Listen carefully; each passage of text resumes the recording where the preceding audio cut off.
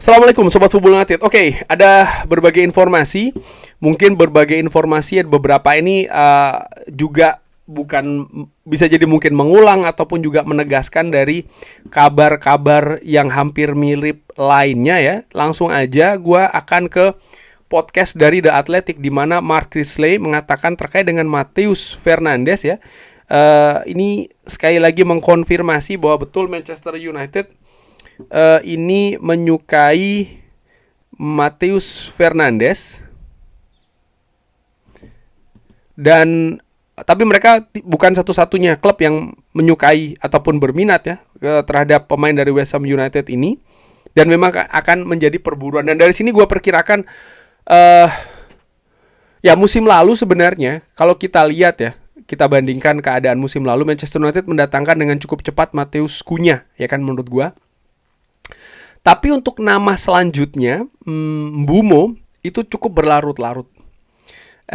Dan nama lainnya juga kalau kita lihat seperti kayak Benjamin Sesko pun juga akhirnya didatangkan hampir last minute ya. Dan bahkan kalau dilihat Benjamin Sesko tuh bahkan bukan menjadi penyerang pertama yang dikaitkan dengan Manchester United di bursa transfer musim panas kemarin. Kalau Sobat Football United ingat ya.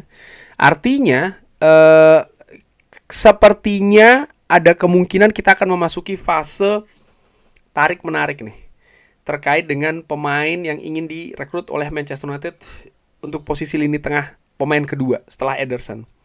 Nah, tapi dari yang gua tangkap dari informasi ini bahwa sepertinya Manchester United untuk pemain lini tengah yang mereka fokuskan saat ini dengan prioritas yang tinggi atau lebih tinggi daripada nama lain, yaitu adalah Matheus Fernandes.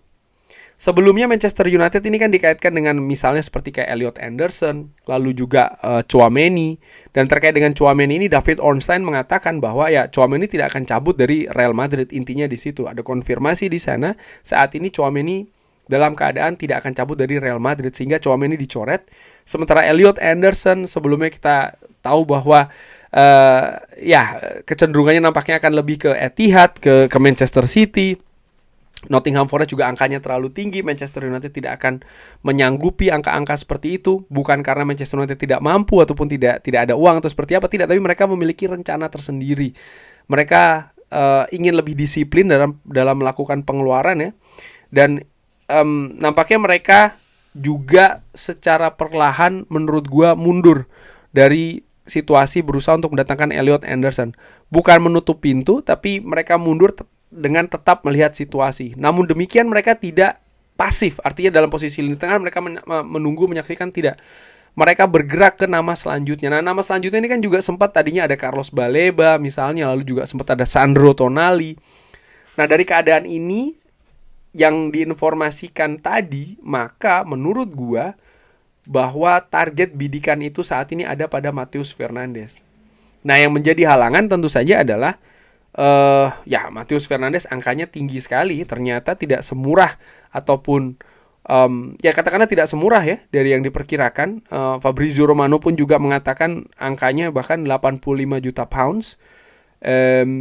Padahal kalau di Transfermarkt valuasi dari Matheus Fernandes itu ada pada 50 juta euro. 50 juta euro loh, 85 juta pounds itu lebih dari 90 juta euro.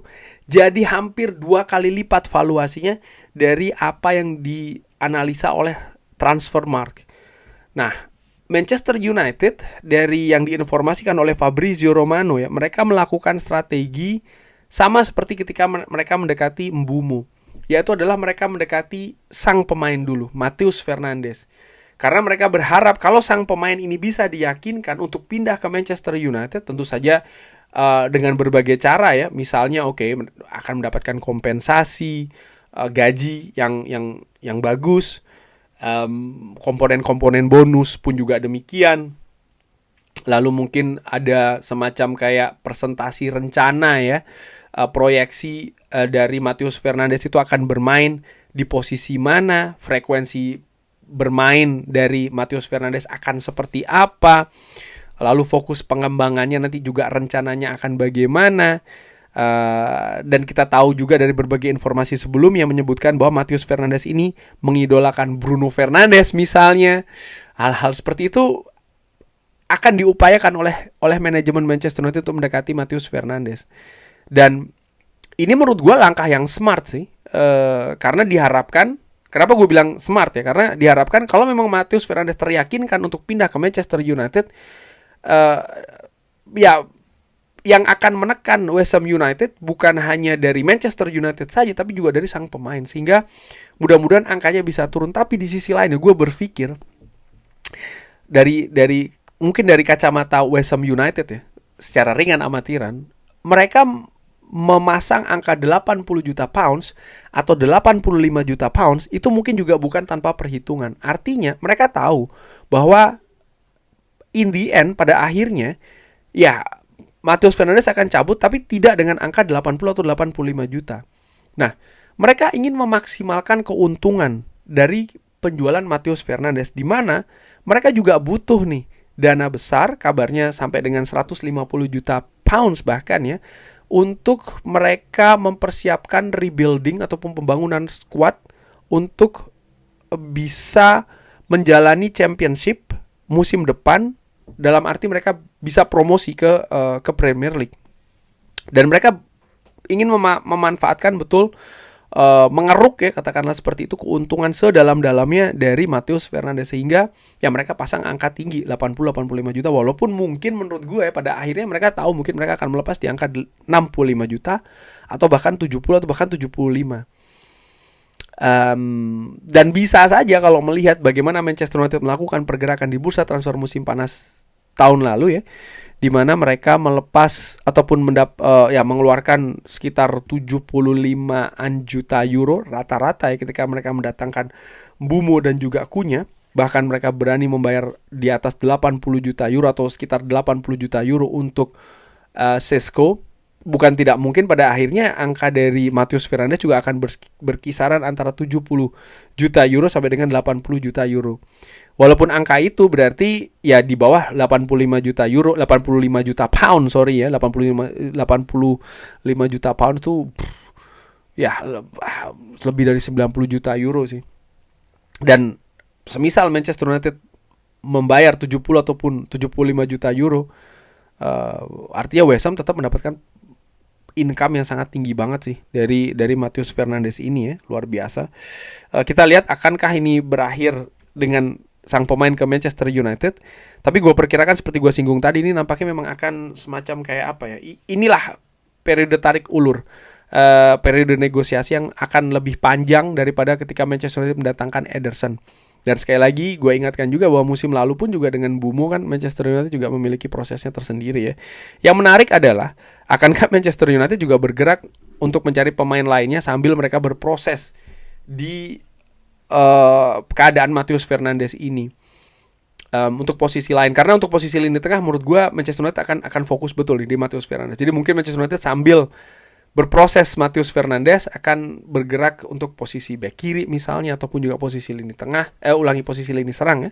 Tapi yang jelas David Ornstein mengatakan ketika ditanyakan ya, siapa yang akan paling sibuk di bursa transfer musim panas ini, Manchester United disebutkan. Karena mereka butuh volume squad ya yang lebih dalam, karena mereka akan berlaga di Champions League setelah tanpa sepak bola Eropa, dan squadnya saat ini sangat-sangat tidak cukup. Jadi kita akan melihat ada banyak aktivitas di Old Trafford. Jadi David Ornstein ya, ini jurnalis yang sangat kredibel dari The Athletic, mengatakan siapa yang akan menjadi ataupun yang paling sibuk di bursa transfer musim panas.